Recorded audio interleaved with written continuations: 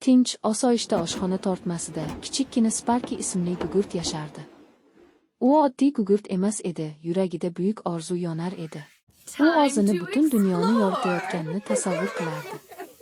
Boshqa gugurtlar esa unga kulib, "Ha-ha, xayolparast" deb masxara qilishardi.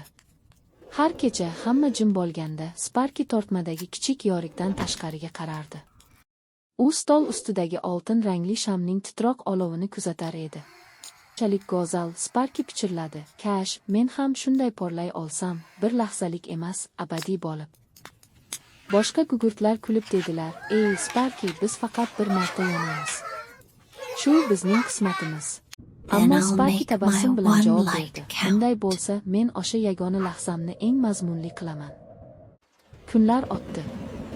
Sparky sabr bilan, jimlikda, orzusi bilan yashardi. Bir tunda kuchli bo'ron chiqdi. Shamol uvillab momaqaldiroq gumburladi va butun oshxona qorong'ulik bilan qoplanib qoldi. Mehribon qol tortmani ochdi, u nur izlayotgandi. Sparkyni oldi. Kichik gugurtning yuragi hapriqib urdi. "Mana mening vaqtim keldi", dedi u pichirlab. Oltin uchqun chaqnadi. Sparky olovga aylandi, yorqin, issiq va hayotga to'la. U quvonch bilan raqs tushdi, uning nuri ilgari hech qachon bo'lmagandek kuchli edi. Butun oshxona yoritildi. Qoshiq, stakan, likob, hammasi go'yo unga tabassum qilar edi. Oila a'zolarining yuzlari iliqlik va quvonch bilan porladi. Sparky o'zini nihoyat kerakli his qildi. Ammo sekin-asta uning tanasi qoraya boshladi, olovi esa mayin chiroqdek pasaya bordi. "Yo'q", dedi u pichirlab, "men xohlamayman, mening nurim o'chishini." Shunda u yonida jim turgan, hali yoqilmagan shamni ko'rdi. Shamning oq tanasi yaltirab, go'yo Sparky niyati nima ekanini his qilgandek edi. Sparky so'nggi jasorati bilan egildi va shamning fitiliga tegdi. Pavsh! Sham yonib ketdi. Oltin, sokin va mehr bilan to'la olov paydo bo'ldi. Tabassum qildi.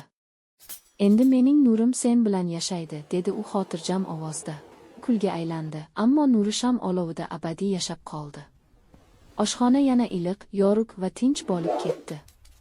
Shamni shisha bilan yopdi, uning olovini shamoldan asrab. Sham osmon tomon qarab pichirladi. Bu nur bir paytlar jasur kichik gugurt edi, uning ismi Sparky. Gugurtlar boshlarini egib sukut saqladilar. Ular faxr bilan do'stlarini esladilar. Oltin uchqun osmonga ko'tarildi. U yulduzlar orasiga qo'shildi, samoda porlab. U yerda, yulduzlar orasida Sparkyning tabassum qilgan yuzi yana charaqlab turardi.